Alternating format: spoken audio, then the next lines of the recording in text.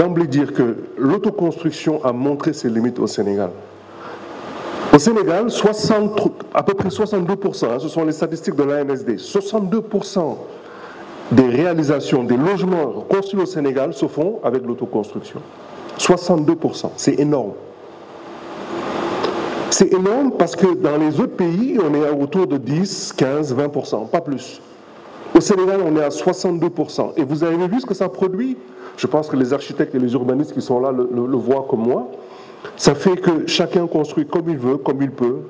Il n'y a pas d'harmonie dans les villes. Le cadre de vie est décousu. Vous avez des petites villas à côté d'immeubles, etc. Donc chacun a sa parcelle et est libre de faire ce qu'il veut.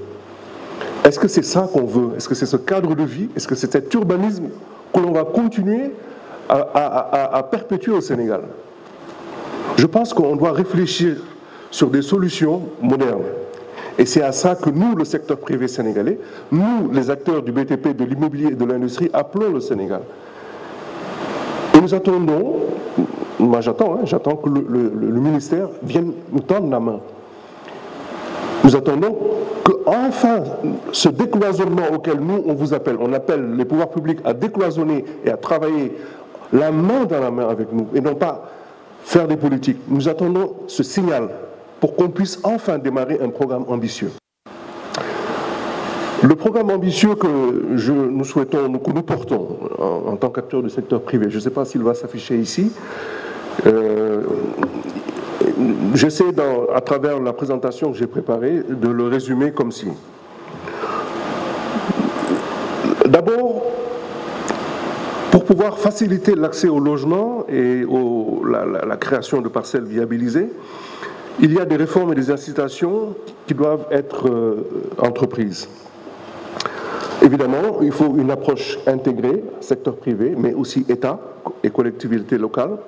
L'État comme facilitateur et régulateur, laissant le soin au secteur privé de conduire l'exécution.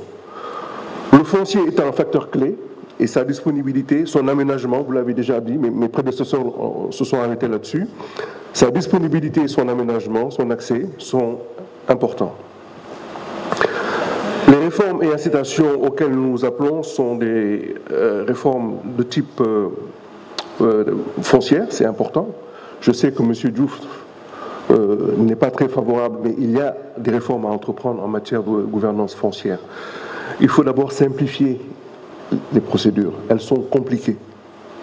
Elles sont longues. Il faut digitaliser les procédures foncières. Je sais que des efforts sont faits, mais aujourd'hui encore, ça reste un parcours du combattant. Les délais d'attribution et de régularisation des assiettes foncières doivent être revus. Je pense que chacun d'entre nous ici a en tête un exemple de démarche qu'il a dû faire avec des délais, ma foi, qu'il n'arrive pas à maîtriser du fait de la difficulté à voir les acteurs, à même connaître la bonne démarche. Il faut qu'il y ait une planification et une mobilisation proactive du foncier. On a envie d'aller vers 500 000 logements. On ne va pas attendre que les gens viennent les uns après les autres solliciter. On doit pouvoir faire un inventaire et préparer la mise à disposition des terrains appartenant à l'État. Je sais que vous avez tous identifié, les zones d'attribution sont déjà identifiées, mais il faut déjà faire les travaux préparatoires.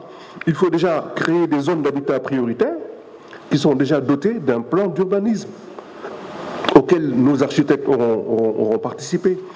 Un plan d'urbanisme qui sera préapprouvé et qui va faciliter l'obtention des permis de construire.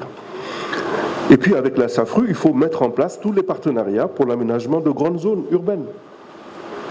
La SAFRU souffre, je crois que j'ai entendu son directeur général l'affirmer, mais la SAFRU n'arrive pas encore à réaliser sa mission, et c'est dommage. Toujours parmi les réformes, il y a des incitations économiques et fiscales. Je vais pas évidemment, je marche sur les traces du directeur général adjoint au domaine, mais quand même, effectivement, oui, il y a des exonérations de TVA sur les matériaux de construction locaux et j'adhère totalement au fait de ne pas accorder d'exonération aux importations sur des produits fabriqués au Sénégal. Il faut soutenir l'industrie sénégalaise. Et ça, je suis tout à fait en phase avec vous. Les mécanismes d'allègement fiscaux comprennent également des réductions, des exonérations temporaires de l'impôt sur les sociétés et également des allègements au niveau des droits d'enregistrement. Des efforts ont été faits, mais je pense qu'il faut aller plus loin. Les droits d'enregistrement, les frais de notaire aussi, mes amis notaires sont certainement représentés, il faut que l'accès au foncier de manière globale soit facilité. Il y a des pays où des décisions ont été prises et elles sont radicales. Je pense que le Rwanda et le Maroc ont opéré des réformes structurelles profondes qui facilitent et parfois même bypassent certains blocages, voilà, fiscaux ou notariaux. Parmi les mécanismes et les réformes et les incitations qui facilitent l'accès au foncier, il y a évidemment le renforcement du rôle du FONGIP, dont c'est la vocation, de garantir les crédits promoteurs et prêts. Mais pour cela, il faut que le FONGIP soit mis en position d'accorder ces garanties.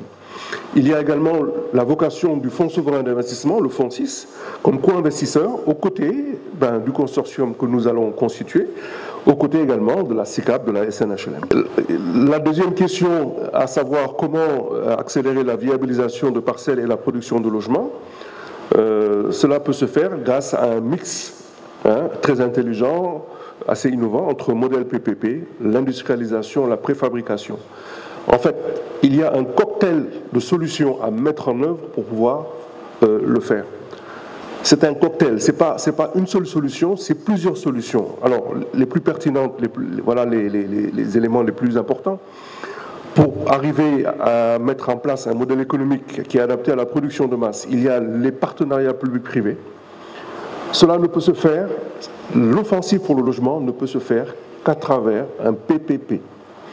Un PPP géant, un PPP de plusieurs milliers de milliards de francs CFA, permettant évidemment de structurer et d'obtenir, de lever des fonds à l'international. Aujourd'hui, on ne peut pas se contenter des apports bancaires. Il faut arriver à mettre en place un PPP, évidemment bien encadré, bien pensé, mais c'est une condition sine qua non pour réussir. Nous l'avons dit tout à l'heure, il faut aller plus vite dans la construction. On ne peut plus se contenter de faire venir, les Sénégalais adorent ça, les Sénégalais adorent aller en Espagne, en Turquie, en Chine, faire des conteneurs et amener. On ne peut pas développer son pays en achetant tout à l'étranger. On a commencé à produire des carreaux au Sénégal. S'il faut une deuxième usine de carreaux, facilitons la création d'une deuxième usine de carreaux. Ce sont des Ndiaye, des Diouf, des Diop qui vont travailler là-bas. C'est du travail. Et c'est quelque chose de très positif pour le Sénégal. Il faut qu'on puisse fabriquer... Est-ce qu'on n'arrive même pas à fabriquer des ampoules au Sénégal? Est-ce que cela est normal? On veut faire 500 000 logements, on va en faire 1 million demain, alors qu'il n'y a pas une seule usine qui fabrique des ampoules. Parce que nous n'avons pas encore compris qu'il faut s'obliger à industrialiser, à fabriquer les sanitaires, à fabriquer les appareillages électriques, les portes, l'étanchéité. Donc il est temps que les industriels déjà présents soient sollicités et qu'il y ait des vrais mécanismes, l'incitation fiscale, l'État qui légifère et qui prend des dispositions pour permettre et aider également à l'investissement. L'approche pôle territoire, nous avons hâte qu'elle soit également déployée parce que je pense que nos pouvoirs publics ont quand même bien réfléchi. Cette approche pôle territoire, quand on en comprend l'intérêt, on ne peut qu'adhérer. Il faut créer des zones autour de zones économiques qui spécialisent les territoires. Chaque territoire, en fonction de ce qu'il sait faire, de ses avantages naturels, doit faire l'objet d'une attention particulière. Et autour de ce territoire-là, on fait naître des besoins. Et puisqu'il y a des besoins, il y a implantation de population, fixation des populations locales, et forcément, il y aura des besoins en logement. Donc, c'est un tout. On forme un tout. Autour d'un projet économique, on forge un projet social, un projet architectural, urbaniste, etc. Et ça, c'est très important de le comprendre.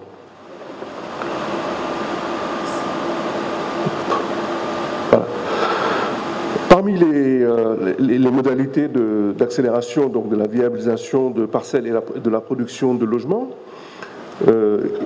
voilà, tout à l'heure je le disais, la mise en place d'un fonds de garantie mutualisé avec le FONGIP, Alors, l'impact de l'action du FONGIP est certain. Les circuits financiers nécessitent forcément des garanties, que ce soit des garanties au niveau des levées de fonds par les promoteurs et les constructeurs, mais aussi des garanties pour les citoyens qui vont devoir s'endetter. Dans le monde entier, les gens s'endettent. On ne construit pas sur fonds propres. Personne ne construit sur fonds propres.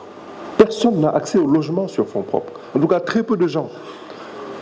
La plupart des individus, hommes et femmes, dans tous les pays du monde, s'endettent. Et il faut mettre en place, on va dire, des mécanismes de garantie qui facilitent l'accès au crédit et l'accès donc au logement.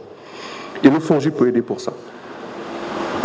On a parlé des difficultés de la SAFRU pour pouvoir déployer, pour pouvoir réaliser sa mission de viabilisation des parcelles, d'aménagement des terres. On peut imaginer de mettre en œuvre des obligations sociales. C'est ce qu'on appelle les social bonds. On lève des fonds qui permettent d'aménager, qui sont prévus pour là. Il y a de l'argent dans le monde, il y a beaucoup d'argent pour ça. Pour aider la SAFRU dans sa mission, faciliter donc la réalisation des programmes d'aménagement des VRD et les rendre donc accessibles à l'État, les rendre également gratuits pour les citoyens, on peut imaginer de mettre en place des obligations sociales. Ce n'est pas mon domaine de compétence, mais ce sont des mécanismes qui existent et on ne doit pas se priver de les utiliser. J'espère que le ministère de l'Urbanisme m'écoute et m'entend. On doit remettre aussi au goût du jour certains mécanismes. La location-vente, il m'est arrivé de le dire très souvent. Tout le monde sait que la plupart des personnes qui ont accédé au logement à travers la SNHLM et la SICAP ont pu le faire parce qu'il y avait la possibilité de location-vente. On ne peut pas acheter un bien au comptant ou même en VFA. Très peu de gens peuvent le faire. La vente en état futur d'achèvement. Aujourd'hui, tous les promoteurs, parce qu'ils n'ont pas le choix, parce qu'il n'y a plus de location-vente, parce qu'il n'y a plus de vocation sociale, ben les gens achètent en ayant l'obligation, en un temps record, 2 ans minimum, 3 ans maximum, de payer des montants faramineux. Puisqu'il n'y a plus de logement aidé, vous allez vous retrouver à acheter un 2 pièces ou un 3 pièces au prix de 50 millions en devant sortir 50 millions en 2 ans ou en 3 ans. Dites-moi combien de Sénégalais sont capables de faire cet effort? Combien de Sénégalais sont capables en 2-3 ans de mobiliser 50 millions? Même pour l'apport de 5% ou de 10%, c'est impossible. Si vous n'êtes pas dans une coopérative avec tout, bon, on parlera des coopératives un peu plus loin, mais il est très difficile aujourd'hui de se dispenser de ce mécanisme de location-vente. Et j'en appelle aux autorités du ministère de l'Urbanisme pour qu'elles soient très vigilantes sur cette question-là. On doit faire du social, mais on doit également mettre en place des mécanismes permettant aux Sénégalais d'accéder au logement. 5 000 francs par jour, 150 000 francs maximum pour avoir son bien par mois. C'est le prix d'une location et je pense que si on fait les efforts qu'il faut, on va y arriver. Monsieur Ngom, je suis en train de dépasser complètement mon temps, je sais. Je suis désolé, mais il faut que... Je vais aller très vite. Alors, les coopératives d'habitat, on en parlait. La coopérative d'habitat est une solution d'accès au logement. Oui, et il faut continuer parce qu'elle mobilise de l'épargne et c'est cette épargne-là qui permet de faire le levier. La coopérative permet de faire levier. Vous collectez l'épargne de quelques travailleurs. Grâce à cela, vous pouvez acheter une parcelle, voilà, vous inscrire dans un grand programme immobilier et ensuite les paiements se feront, mobiliser de l'emprunt et puis payer sur le long terme. Donc bravo aux coopératives et au travail qu'elles font. Il faudra évidemment des subventions. Je suis content que mon frère FHS, le Fonds d'habitat social, est là. Voilà, j'avais d'autres petits points à partager avec vous, mais le temps me rattrape. Voilà, en tout cas, j'espère, et je lance un dernier appel au ministère de l'Urbanisme. Je pense qu'il sera important que vous me créiez un petit bureau dans votre ministère, parce que je vais venir souvent travailler avec vous. Je vous remercie. Merci beaucoup à monsieur Omar Ndir, donc président du syndicat des professionnels, du syndicat professionnel des entrepreneurs du bâtiment, pour cet exposé qui est très intéressant. Malheureusement, le temps nous presse.